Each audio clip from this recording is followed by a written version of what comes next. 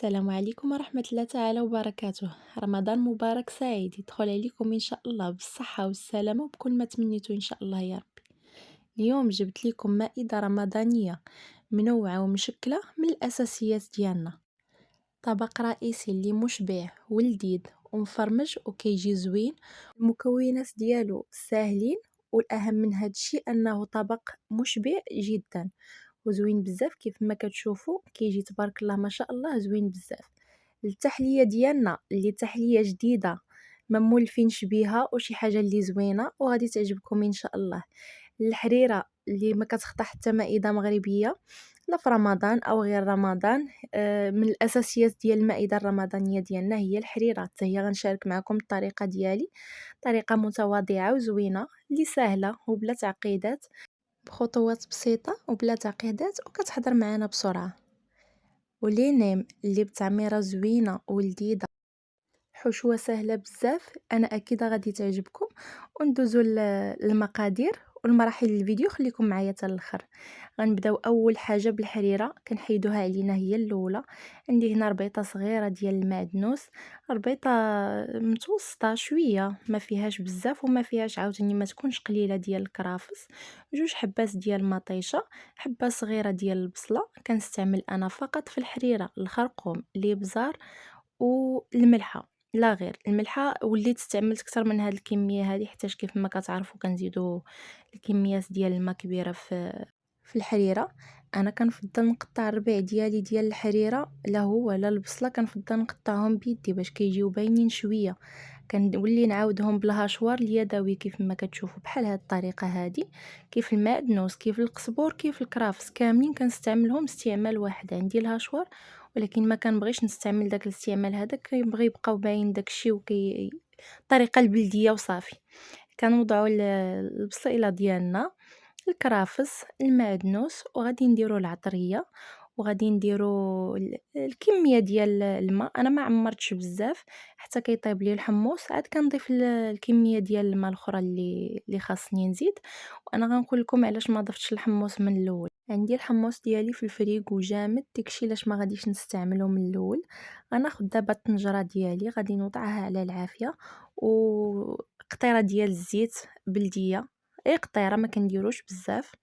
هنايا درت الطنجره او الكوكوط ديالي فوق العافيه وغطيتها باش تطلع فيها الغليه. عاد غادي نلوح فيها الحمص.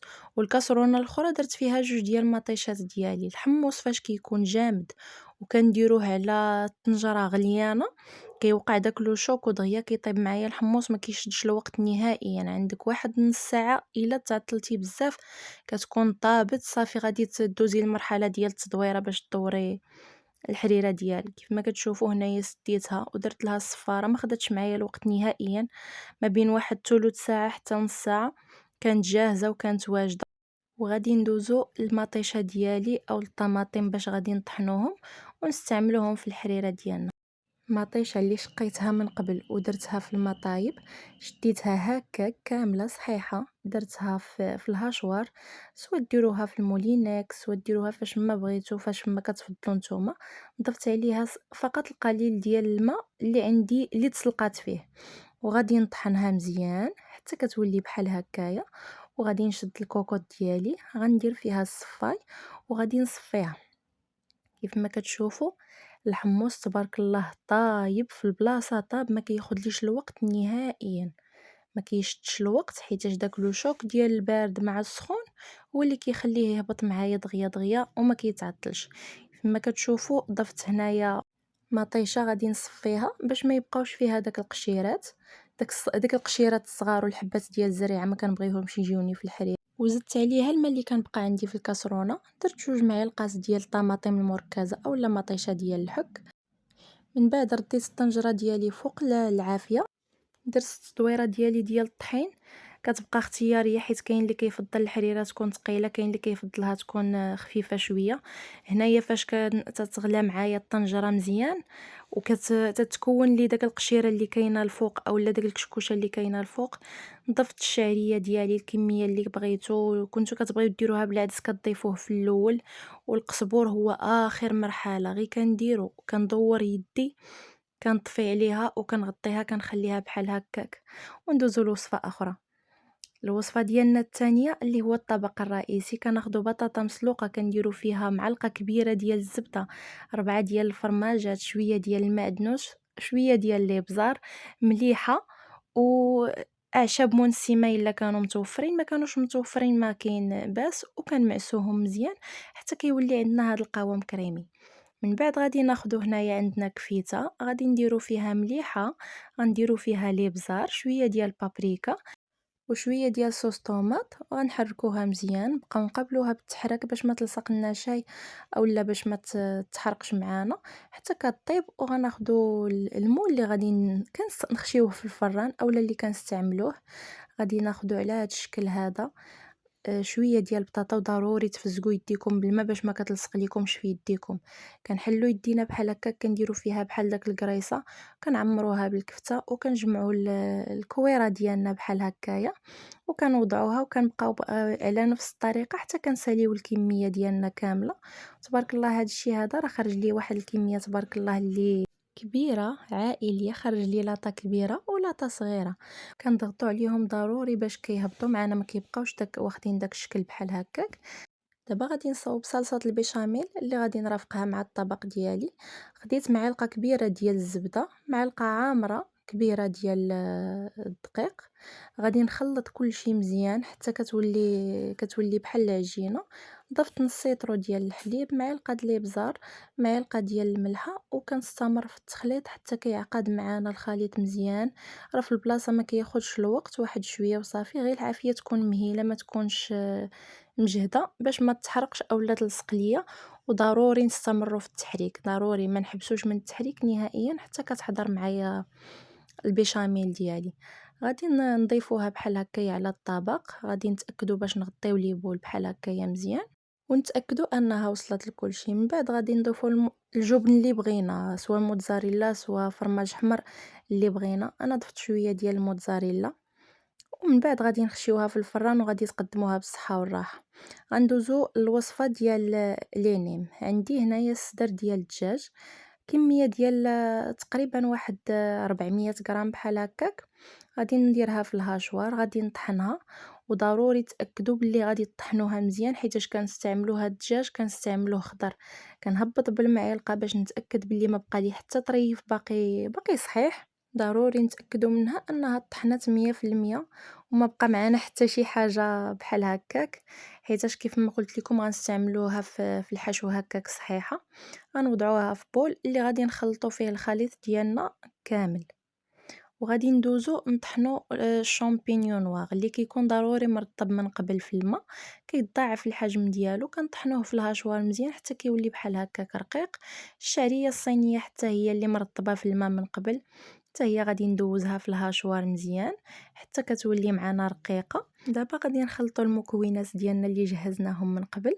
هذا لا شامبينيون نوار اللي قردناه من قبل، المعدنوس تكون كميه كبيره شي شويه، خيزويه محكوكه في الحكاكه الجهه الرقيقه هكاك خضره، كنضيفوها حتى هي على الدجاج ديالنا.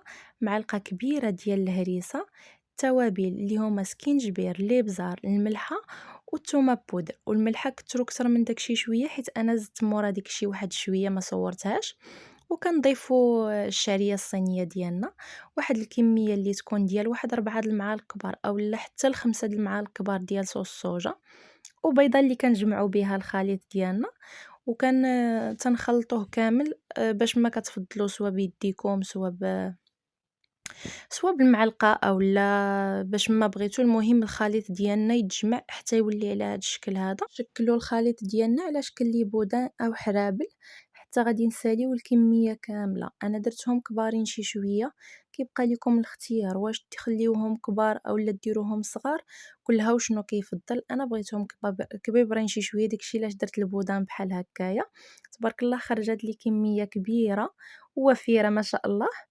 وغادي ندوزو للطريقه ديال التقطاع ديال الورقه. هاد لينيم قسمت الورقه على جوج، ومن بعد درت نصيص على نصيص، وغادي نقسموها على جوج عاوتاني. هي الورقه كتقسم لنا على 4، غيبقاو عندنا مثلثات كبار. هما اللي غادي نستعملوهم. الطريقه ديالهم جد سهله، ما فيهاش تعقيدات. وضروري منين نكونوا كنستعملوا الورقه، خاصه الورقه ديال البخار، ضروري نديروها في بلاستيكه، نجبدوا غير داكشي اللي غادي نطويو، حيتاش دغيا كتيبس ودغيا كتشرقن، حيت ما مدهونه لا بزيت لا حتى شي حاجه. هكا دايره الورقه ديال البخار. كناخذوا البودان ديالنا كنوضعوه في داك المثلث، ودائما الجهه الرطبه هي اللي تكون فوق سطح العمل، والجهه الحرشه هي اللي عندي من الداخل، باش ما كيجيوش داك الحروشيه كتجي من على برا ديال اليانيم او بريوات ولا اي حاجه. وكنسد بالطحين حتى كنسالي الكميه ديالي كامله. وغادي ندوز، خديت 2 ديال البيضات، قطيره ديال الحليب اولا ديال الخل اللي بغيتي، غير باش يحيد لنا الزفوره د البيض. طربتهم مزيان، من بعد غادي نبقى ناخذ لينيم ديالي، غادي نوضعهم في الخليط ديال الحليب والبيض، وغادي ندوزهم في لا شابلور حتى غادي نكملوا الكميه كامله، وغادي نقليوهم. وفاش نبغيو نقليوهم، حيتاش عندي دجاج خضر، البوطه ما خاصهاش تكون مجهده بزاف، خاصها تكون مهيله شي شويه، ماشي عاوتاني نخليوها مهيله حتى يشربوا لنا الزيت، وماشي مجهده باش ما يتخطفوليش لينيم ديالي وما يطيبليش الحشو اللي لداخل. حيتاش الدجاج كيف ما شفتوا درناه بحال هكاك خضر، وما تخافوش راه كيطيب وكيجي تبارك الله، كتجي فنه وكتجي زوينه. داك الخليط ما بين الشامبينيون و صويا صوص اولا الصوجا والهريسه والمكونات ديالنا كاملين، كيعطيوها واحد المذاق زوين. ما كتعرفهم واش كتاكل دجاج ولا كتاكل حوت، ما كتعرفش راسك شنو كتاكل، بحال لينيم ازياتيك. جربوهم، غادي تولي وصفه معتمده عندكم، وغاديش تبقى تخطاكم حتى في مائده رمضانيه. وكاينين بزاف ديال الحشوات اللي ديال المالح اللي زوينين وتقدروا تعتمدوهم في رمضان وغيعجبوكم، شي حاجه اللي جديده وما كايناش بزاف، ومذاقات مختلفين بحال هذه تماما. كاينين بزاف ديال المذاقات اللي تبارك الله كيجيو زوينين وهائلين. عندي بزاف ديال الافكار، فقط خليوها لي في لي كومونتير وانا غادي نكمل معاكم ان شاء الله، ونعطيكم افكار جديده اللي تقدروا تنوعوا بها المائده الرمضانيه ديالكم، اللي تقدروا تبدعوا فيها شي حاجات اللي زوينين وشي حاجات اللي جداد، وغيعجبوكم وغيعجبوا وليداتكم ان شاء الله، وغينالوا الاستحسان ديالكم. وغندوزو للتحليه ديالنا اللي غادي تحلي لنا الطبيله ديالنا. اولا غادي ناخذ 2 ديال الكيسان اللي يكونوا كبار ديال الحليب اللي بارد، كاس ونص ديال الكوك اللي يكونوا حتى هما كبار، نفس الكاس اللي غادي نعبروا به الحليب غادي نعبروا به حتى الكوك ديالنا. كاس ونص ديال الكوك، 2 كيسان ديال الحليب، كاس الا ربع اولا نصف كاس ديال السكر سنيده كيبقى على حسب الذوق، ساشي ديال الفاني، 2 معالق ديال النشا اولا المايزينا. وغنخلطوا كلشي في البارد حتى ينسجم معنا الخليط ديالنا مزيان.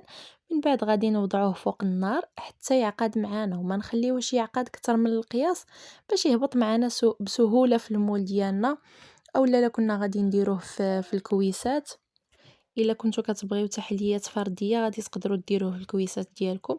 انايا وريتكم هكا وهكا، وريتكم في المول ديالي اللي متوسط الحجم وحتى في الكاس. وما ذكرتش لكم معلقه ديال الزبده، راها ديجا دازت، راكم شفتوها لاحظتوها.